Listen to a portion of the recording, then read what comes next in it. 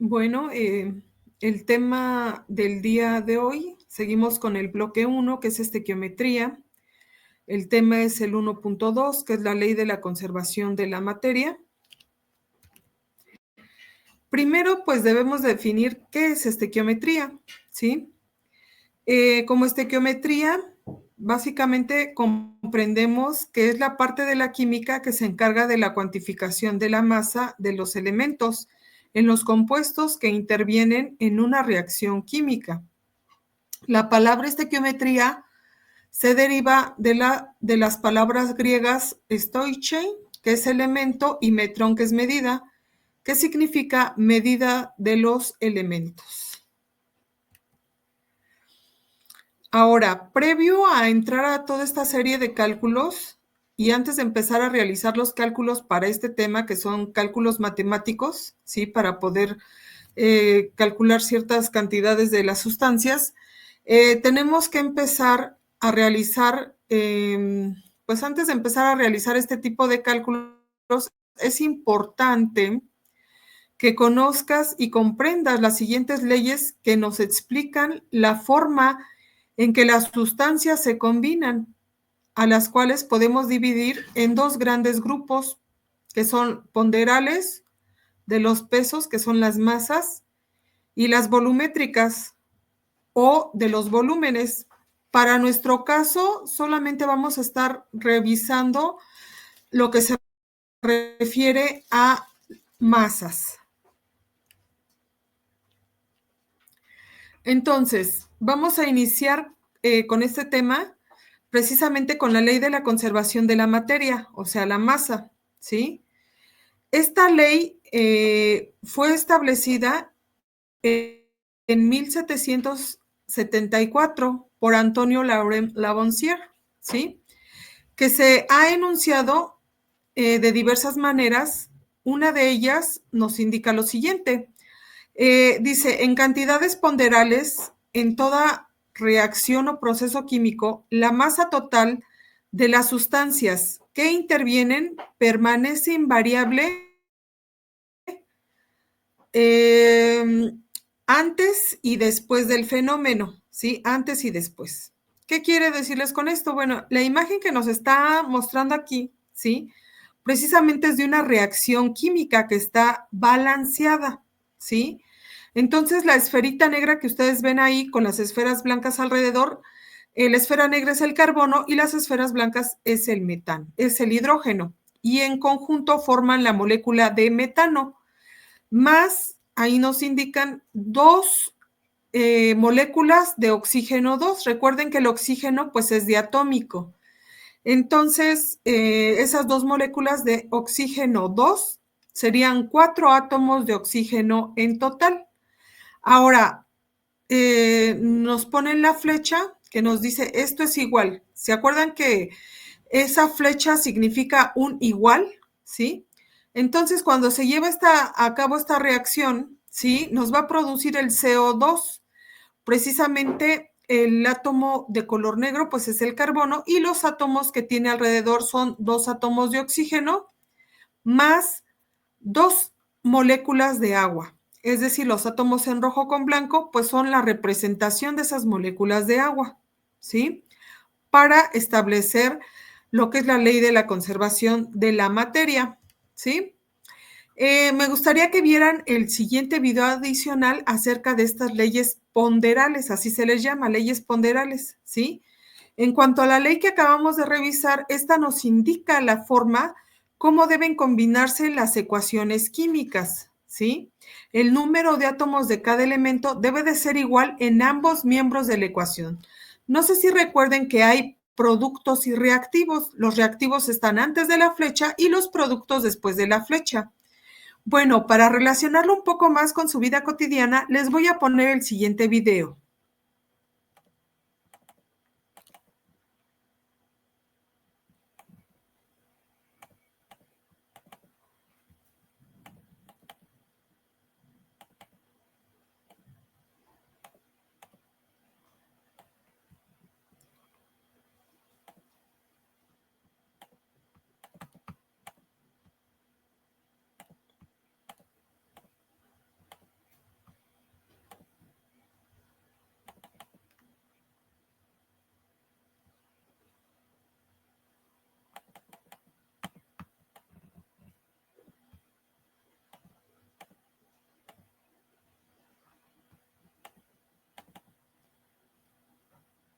Bienvenidos a un episodio especial de ¿Sabías qué?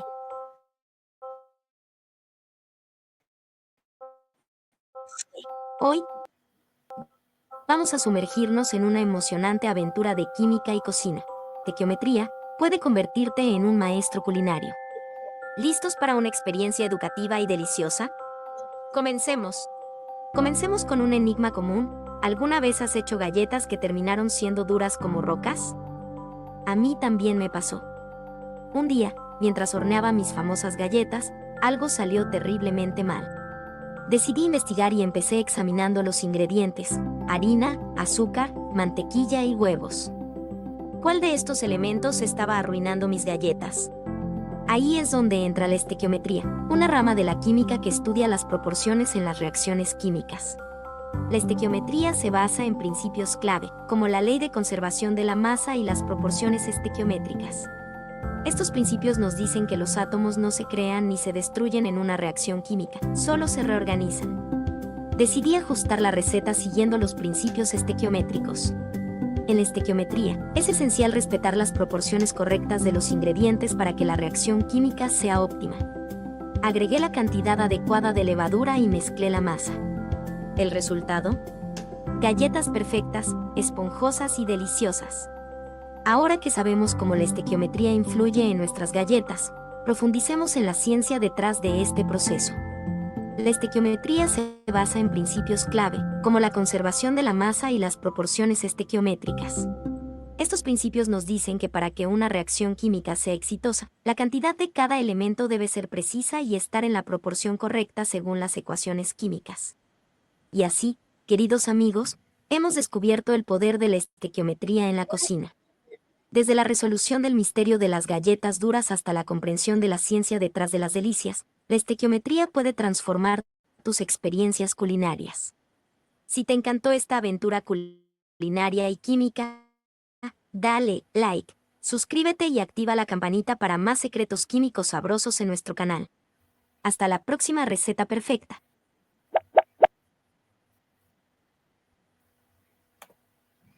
Ok, bueno, pues este es un pequeño video, ¿sí?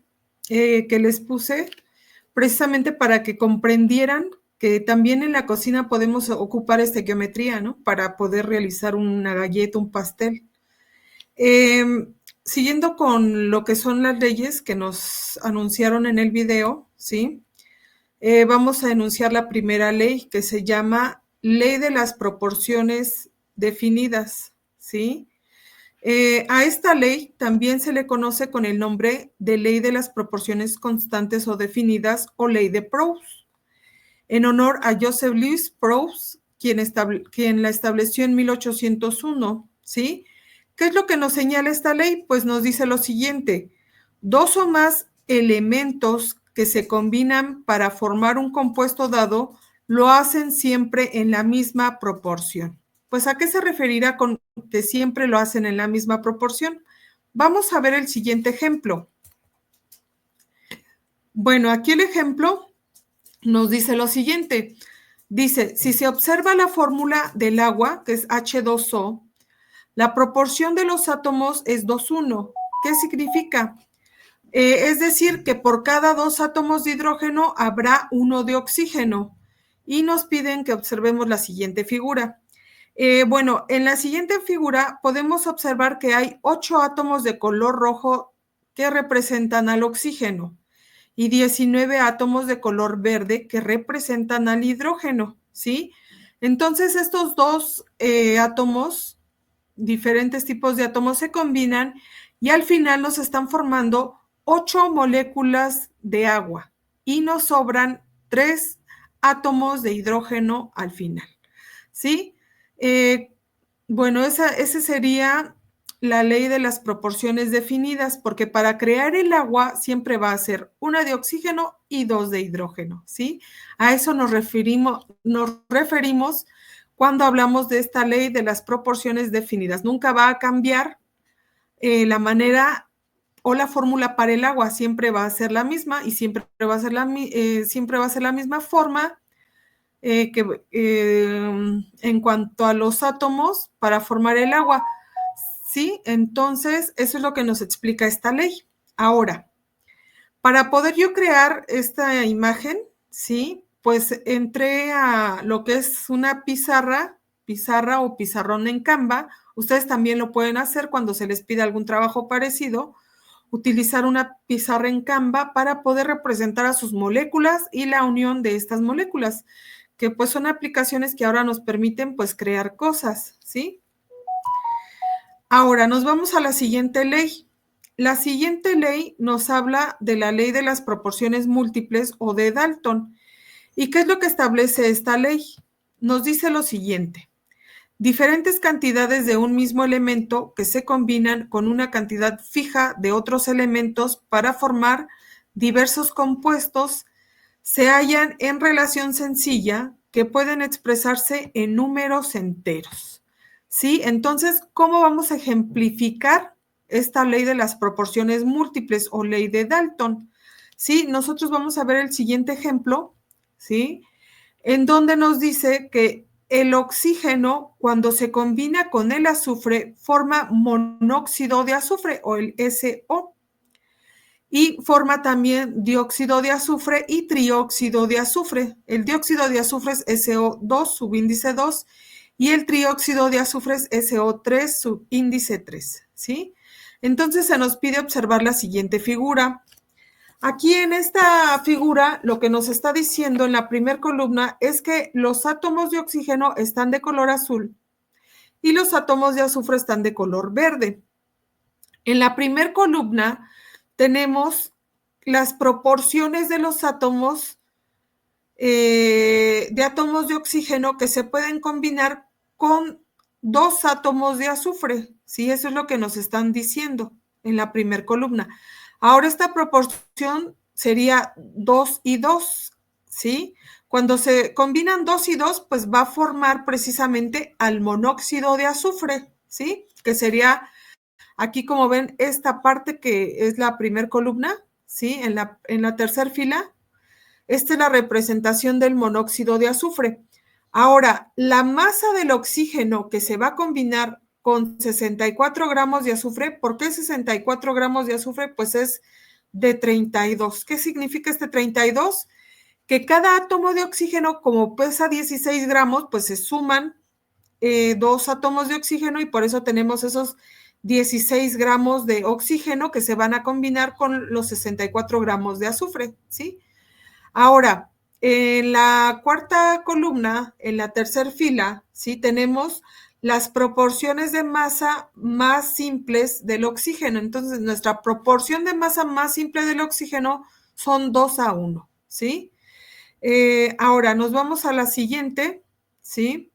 A la cuarta fila, en donde nos hablan de una proporción de átomos de oxígeno que se pueden combinar con 2 átomos de azufre. En este caso, nos están diciendo que hay 2 átomos de azufre y ahora lo combinamos con 4 de oxígeno, ¿sí?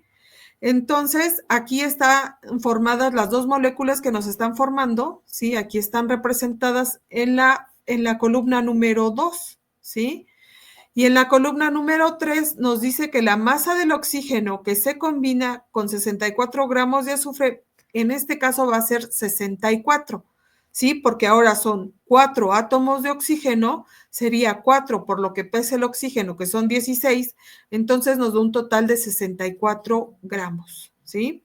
Y finalmente, en nuestra cuarta columna, la relación que podemos establecer aquí es 2:2, ¿sí? Ahora vamos a la última fila de nuestra tabla, ¿sí? En la última fila nos dicen la proporción de átomos de oxígeno que se combinan con 2 átomos de azufre. En la última fila estamos combinando 6 átomos de oxígeno con 2 de azufre. Entonces, en la segunda columna estamos viendo qué molécula nos formó. En este caso, la molécula que nos formó es la de trióxido de azufre, ¿sí? Y en la fila anterior era la del dióxido de azufre, pero en este caso nos está formando trióxido, ¿sí? En la última fila. Ahora, esta relación, ¿sí? Que tenemos en la cuarta columna, ¿sí? Dice que la masa de oxígeno que se combina con 64 gramos de azufre va a ser de 96 gramos. Es decir, que 96 gramos de oxígeno se van a combinar con 64 gramos de azufre, ¿sí? Y en la última columna, que es la 4, ¿sí? Nos está diciendo que la relación ahora que hay por haberse combinado es 2 átomos de azufre con 3 de oxígeno para formar una sola molécula. En este caso nos están formando 2 moléculas para cada uno, ¿sí? Y a esto se refiere esta ley de las proporciones múltiples o ley de Dalton, ¿sí? Aquí el azufre se puede combinar de varias formas con el oxígeno y estas son las 3 moléculas que se pueden formar, ¿sí? Ahora, igual, lo mismo les decía, ustedes pueden crear sus propias moléculas, sus tablas, por medio de esta pizarra o pizarrón en Canva y pues pueden representar este tipo de leyes, ¿sí? Ahora nos vamos a ir a la última ley, que se llama ley de las proporciones recíprocas o ley de Richter, ¿sí? En este caso, esta ley, ¿sí? ¿Qué es lo que nos dice? Dice, recibe este nombre, Jeremías Richter, ¿sí? Quien no la formuló en sí, pero sus antecedentes al realizar estudios de neutralización entre ácidos y bases, ¿sí? Esta ley nos dice que los pesos de los elementos diferentes se combinan con el mismo peso de un elemento dado, son los pesos relativos de aquellos elementos cuando se combinan entre sí, o bien múltiplos o submúltiplos de estos pesos, ¿sí? ¿A qué se refiere esta ley? Vamos a ver un ejemplo, ¿sí?